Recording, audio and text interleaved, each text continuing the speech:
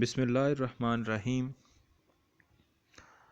آج کے ہمارے لیکچر کا موضوع ہے میر تقی میر کی غزل جس سر کو غرور آج ہے یا تاجوری کا، کل اس پہ یہیں شور ہے پھر نوحہ گری کا۔ آج کے اس لیکچر میں ہم نہ صرف اس غزل کو پڑھیں، صحیح تحصیلات اس کی ادائیگی کریں گے، اس کے ساتھ ساتھ مشکل الفاظ کے معنی اور مفہوم اور تشریح پر بھی بات ہوگی۔ تو پہلے ہم صحیح تلفظ اور تحت اللفظ میں اس غزل کی ادائیگی کر لیتے ہیں۔ جس سر کو غرور آج ہے یا تاجوری کا، کل اس پہ یہیں شور ہے پھر نوحہ گری کا۔ آفاق کی منزل سے گیا کون سلامت، اسباب لٹا راہ میں یا سفری کا۔ ہر زخم جگر داور محشر سے ہمارا، انصاف طلب ہے تیری بیداد گری کا۔ لے سانس بھی آہستہ کہ نازک ہے بہت کام، آفاق کی اس کارگے شیشہ گری کا۔ تک میر جگر سوختہ کی جلد خبر لے، کیا یار بھروسہ ہے چراغ سحری کا۔ اس غزل کا پہلا شعر یہ ہے: جس سر کو غرور آج ہے یا تاجوری کا، کل اس پہ یہیں شور ہے پھر نوحہ گری کا۔ اس شعر میں سر کہہ کر پورا انسان، پورا آدمی مراد لیا گیا ہے۔ مجاز مرسل ایک قاعدہ ہے جس کے تحت جز کہہ کر کل مراد لیا جاتا ہے۔ یہاں سر کہہ کر پورے کا پورا انسان مراد لے لیا گیا ہے۔ غرور تکبر کو کہا جاتا ہے۔ آج سے مراد یہاں سے مراد یہ دنیا، تاجوری بادشاہت کو کہا جاتا ہے۔ کل سے مراد مستقبل، اس دنیا میں اس پہ یعنی انسان پہ شور ہے نوحہ گری کا۔ نوحہ گری کہتے ہیں رونے دھونے کو، ماتم کو، افسوس کو۔ اب اس شعر کا جو مفہوم ہے وہ ان الفاظ معانی کی روشنی میں یہ نکلے گا کہ جس انسان کو آج اپنی بادشاہت پر اس دنیا میں غرور ہے، کل یعنی مستقبل میں اس کی موت کے وقت اس پر لوگ روئیں گے۔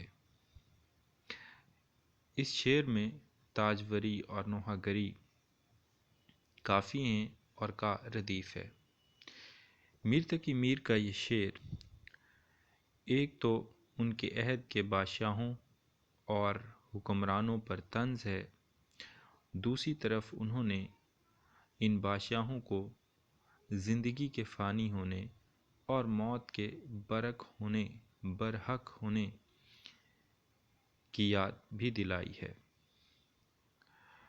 جس زمانے میں میر تقی میر دہلی اور اس کے گرد و نواح میں زندگی بسر کر رہے تھے تو یہاں پر مغل حکمرانوں کی، بادشاہوں کی حکومت تھی۔ اس کے علاوہ آئے روز دہلی پر جو ہے وہ باہر سے حملے بھی ہوتے رہتے تھے، جس طرح 1739 میں اور 1748 میں جو ہے نادر شاہ ایرانی اور احمد شاہ ابدالی نے حملے کیے اور یہاں سے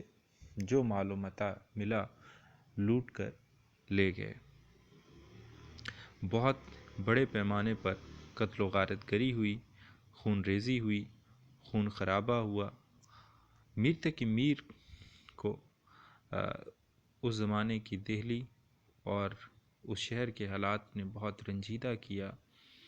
دکھ میں اور تکلیف میں مبتلا کیا، اور احمد شاہ ابدالی اور نادر شاہ ایرانی کو اپنی شہنشاہت پر غرور تھا، جبکہ یہاں کے جو مقامی حکمران تھے وہ بھی غرور و تکبر میں جو ہے وہ مبتلا تھے۔ انہیں اپنی زندگی کے فانی ہونے اور ختم ہونے کا یقین نہیں تھا، بلکہ وہ اس طرح سے زندگی بسر کر رہے تھے جس طرح یہ زندگی ہی حتمی اور آخری ہو۔ تو میر تقی میر نے ایسے ہی بادشاہوں پر طنز کرتے ہوئے انہیں غرور اور تکبر سے بچنے اور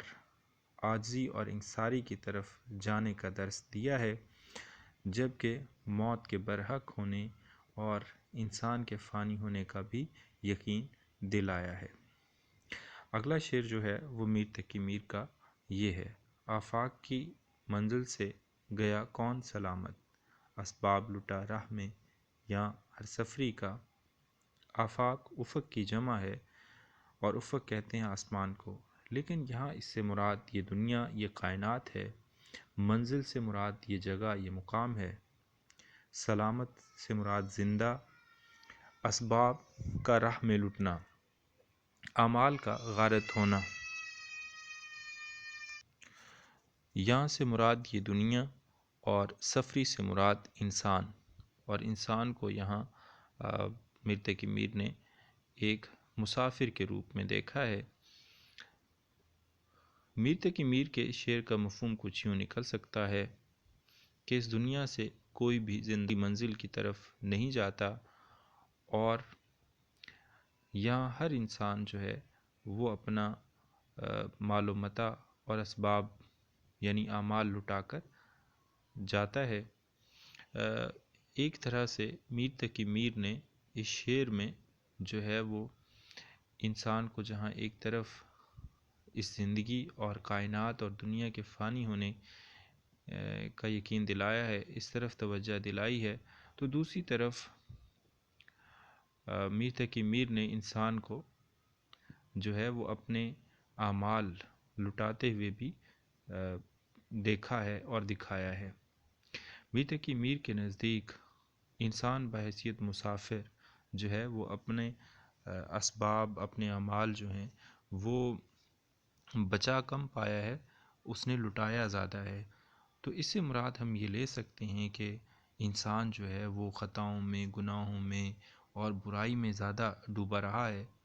نسبت اس کے کہ وہ دنیا میں سیدھے اور صحیح اور سچائی کے راستے پر چلتا۔ تو یہاں ایک طرح سے میر تقی میر نے اس کائنات کو، اس دنیا کو اور اس کے باسیوں کو کلی طور پر دیکھنے کی کوشش کی ہے، اور میر تقی میر کی جو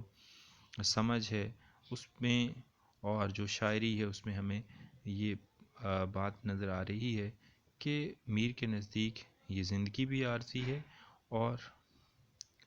ہر انسان کا بحیثیت مسافر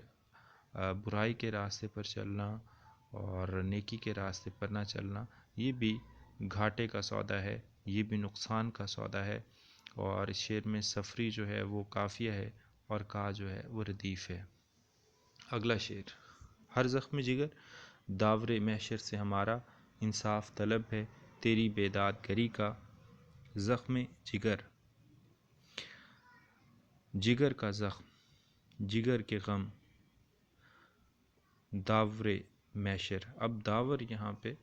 انصاف کرنے والا کے معنوں میں ہے، محشر قیامت کو کہتے ہیں،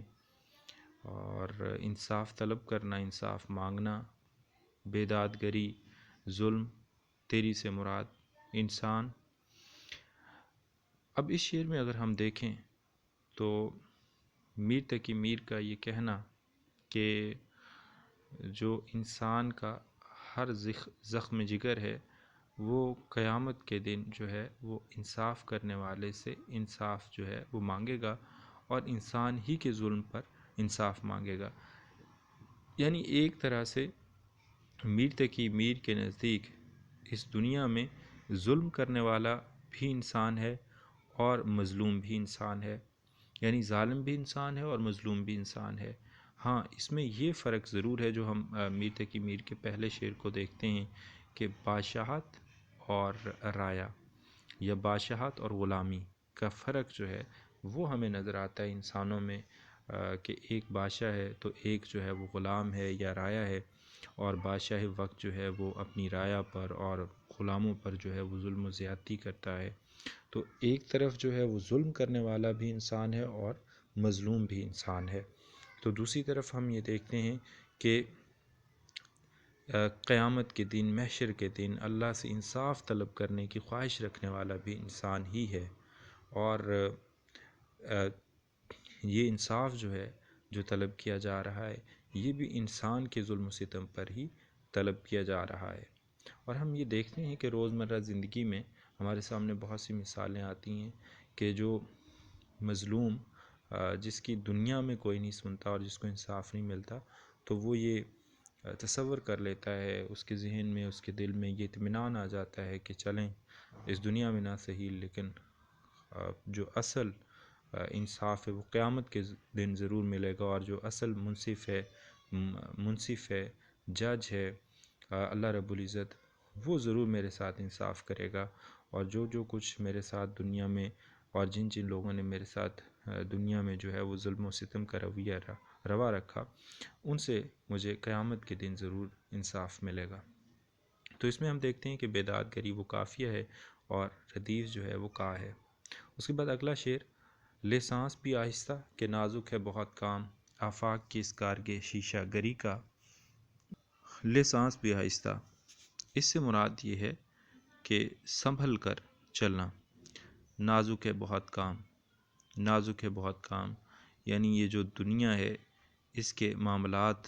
بہت نازک ہیں، بہت ہی جلد ختم ہونے والے ہیں، ان پر بھروسہ نہیں کیا جا سکتا۔ اور آفاق، افق کی جمع مراد یہ کائنات کی دنیا، کارگے کارخانہ، شیشہ گری شیشے کا بنا ہوا۔ میر تقی میر نے اس شعر میں کہا کہ یہ جو دنیا ہے یہ ایسے ہی ہے جیسے ایک شیشے کا بنا ہوا کارخانہ، اس لیے اس دنیا میں جتنا عرصہ زندہ رہنا ہے اور زندگی گزارنی ہے تو سنبھل کر گزارنی چاہیے۔ میر تقی میر کا اس دنیا کو ایک شیشے سے بنا ہوا کارخانہ دکھانا دوبارہ سے اس بات کا اظہار ہے کہ یہ دنیا فانی ہے، یہ دنیا بہت ہی نازک ہے، یہ کسی بھی وقت جو ہے وہ دنیا ختم ہو سکتی ہے، اس کا اختتام ہو سکتا ہے۔ اس لیے انسان کو چاہیے کہ وہ اپنا ہر فعل، ہر قول جو ہے وہ کے راستے پر اور اللہ کے بتائے ہوئے راستے کے مطابق جو ہے وہ رکھے۔ پھر انسان کو چاہیے کہ اس کا ہر عمل، ہر قول، ہر فعل اللہ کی تعلیمات کے مطابق ہو، تاکہ اسے روز محشر اور پھر روز محشر کے بعد کی زندگی کے لیے جو ہے وہ شرمندگی کا سامنا نہ کرنا، وہ کامیاب ہو، کامران ہو، اسے کسی پریشانی اور تکلیف کا سامنا نہ کرنا پڑے۔ ایسا نہ ہو کہ اس کی اس دنیا کی زندگی کی بنیاد پہ اس کی آخرت کی زندگی خراب ہو جائے۔ لہٰذا ہم یہ کہہ سکتے ہیں کہ میر تقی میر نے جو یہ پوری غزل ہے اس میں اس دنیا کو اور اس انسان کو فانی ہونا دکھایا ہے، اور انسان کو بار بار موت کے برحق ہونے کی یاد دلائی ہے۔ شیشہ گری قافیہ ہے، کا جو ہے وہ ردیف ہے۔ آخری شعر ہے وہ یہ ہے، ٹک میر جگر سوختہ کی جلد خبر لے، کیا یار بھروسہ ہے چراغ سحری کا۔ ٹک سے مراد ذرا میر تخلص آ گیا ہے، جگر سوختہ جلا ہوا جگر، مراد غموں میں مبتلا، دکھوں میں مبتلا۔ جلد خبر لے، جلد حال احوال معلوم کر، جلد پتہ کر۔ بھروسہ، یقین، اعتبار، چراغ سحری، صبح کے وقت جلنے والا چراغ جو قریباً بجھنے کے قریب ہوتا ہے۔ اس شعر میں اگر ہم دیکھیں تو میر نے خود کو مخاطب کیا، یعنی خود کلامی سے کام لیا ہے، اور یہ کہا ہے کہ میر غموں میں مبتلا جو دل ہیں، جگر ہیں، جلدی پتہ کر لے، ورنہ زندگی کا کوئی بھروسہ نہیں کہ یہ کب ختم ہو جائے۔ جیسے صبح کے چراغ کے بجھنے کا کوئی بھروسہ نہیں ہوتا، اسی طرح جو ہے وہ انسان کی زندگی کا کوئی بھروسہ نہیں ہے۔ یعنی شعر میں بھی میر نے جو ہے وہ زندگی کے فانی ہونے کا یقین دلایا ہے، اور اس حقیقت سے پردہ اٹھایا ہے کہ یہ زندگی جو ہے وہ عارضی ہے، فانی ہے، ختم ہونے والی ہے، اور ہم جو دوسروں کو اور دوسروں کے دلوں کو جو دکھ اور غم پہنچاتے ہیں، ہمیں چاہیے کہ زندگی کو فانی سمجھتے ہوئے، زندگی کو عارضی سمجھتے ہوئے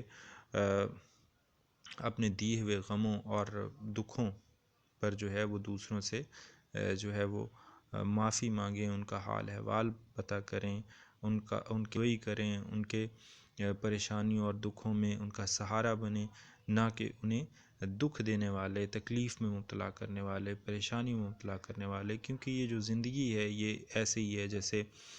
صبح کے وقت جلنے والا چراغ۔ یعنی اس شعر میں اگر ہم دیکھیں تو میر نے جو ہے وہ زندگی کو صبح کے چراغ کے ساتھ جو ہے وہ تشبیہ بھی دے دی ہے، تعلق جوڑ دیا ہے، اور ہمیں یہ یقین ہے بحیثیت انسان، اور یقین رکھنا بھی چاہیے کہ زندگی فانی ہے، اور اس زندگی کے بعد کی جو زندگی ہے جس کا دار و مدار اس دنیا کے نام اعمال پر ہے، تو وہ اچھی ہو، اسی کے لیے ہم کوشش کریں، نہ کہ یہ کہ ہم اس جو دنیا کی زندگی ہے اس میں دل لگا لیں اور اسی کے لیے سب دوسروں کو دکھ، تکالیف اور پریشانی میں مبتلا کریں زندگی کی خاطر، جو کہ بالکل فانی ہے۔ اور ہم دیکھیں تو میر تقی میر نے ہر شعر میں زندگی ختم ہونے والی ہے، اور ان خیالات کو اگر ہم جو ہے وہ خواجہ حیدر علی آتش کی زبان